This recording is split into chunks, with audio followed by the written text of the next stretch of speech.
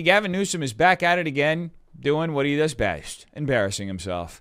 We believe rules for risk-taking have helped advance now this fourth largest economy. I just think about the regulatory framework that helped create the space, that helped create Elon Musk's wealth. Oh my God, as it relates to regulating tailpipe emissions.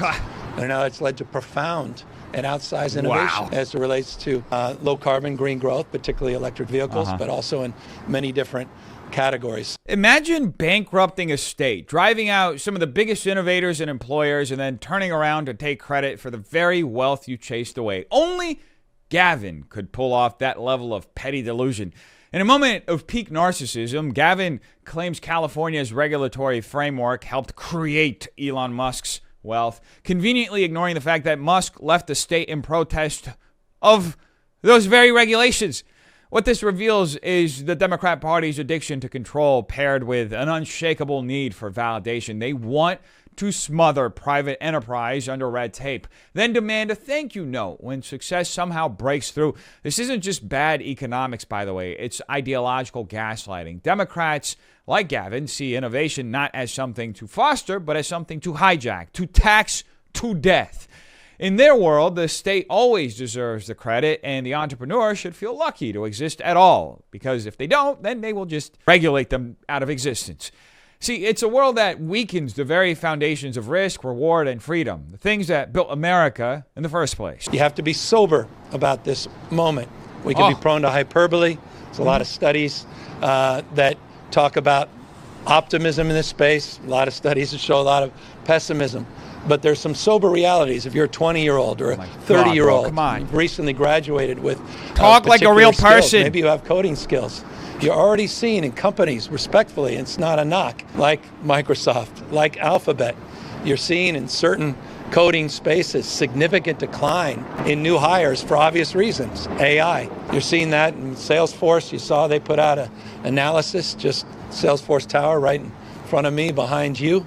Roughly 50% reduction in certain key coding classes already of new hires because of the impacts of generative AI. Gavin has truly mastered the art form of saying a whole bunch of nothing. He takes Kamala's word salad and gives it a gut punch.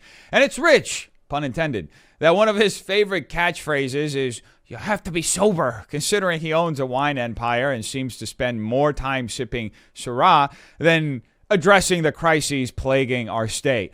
But let's take a deeper look, folks. Here we have the governor of California standing next to Microsoft, Google, announcing a massive AI rollout to colleges while casually admitting that companies are already cutting entry-level tech jobs due to that same technology. This is the essence of technocratic liberalism, folks, where politicians partner with monopolistic megacorp to flood institutions with innovation they don't even fully understand, all while pretending to prepare the next generation. In reality, they're creating an economy where the ladder has been pulled up, and the people being told to skill up are walking into industries already replacing them. Newsom's tone of fake concern masks a deeper truth.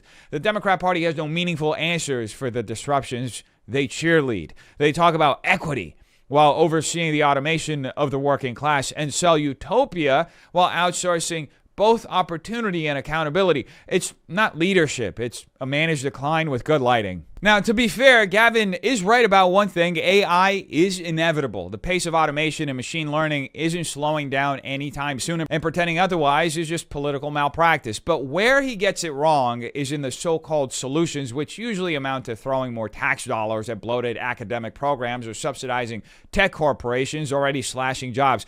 Real solutions come from the conservative playbook, folks. Policies that empower individuals, not institutions. That means expanding vocational and trade education with an emphasis on tech-adjacent fields like robotics maintenance, cybersecurity, and AI ethics compliance, sectors where human oversight will remain essential. It means offering tax incentives for small and mid-sized businesses that upskill existing workers instead of completely replacing them with AI. It means creating flexible apprenticeship pipelines that allow young people getting out of college and not having as many job opportunities to earn while they learn and hopefully pay off some of that student debt, because the other option is drowning in debt for a degree made obsolete by the time they graduate. And it also means unleashing innovation in states that respect free enterprise, not over-regulation. like California. So all that being said, the Republican answer to AI isn't fear or fantasy. It's resilience through freedom, opportunity, and work.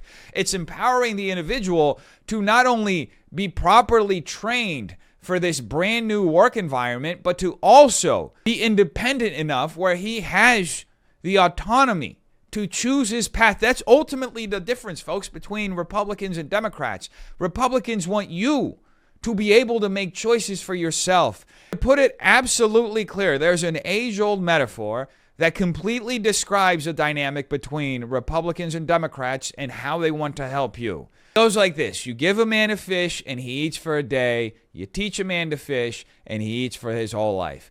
In this dynamic, Democrats are the first half and Republicans are the second. I think the choice has never been clearer. So the question now isn't whether AI is coming, it's whether we're being led by people equipped to handle it, or by political actors more interested in sound bites than substance, more interested in guaranteeing themselves a presidential election than actually preparing you and giving you the resources so you can make informed decisions. So think about it, folks. Are Democrats actually wanting to protect the public's future, or are they the ones managing the decline with a smile and a slogan? At what point do we stop accepting tech rollouts, identity policies, and corporate state collusion as progress just because the media told us it was?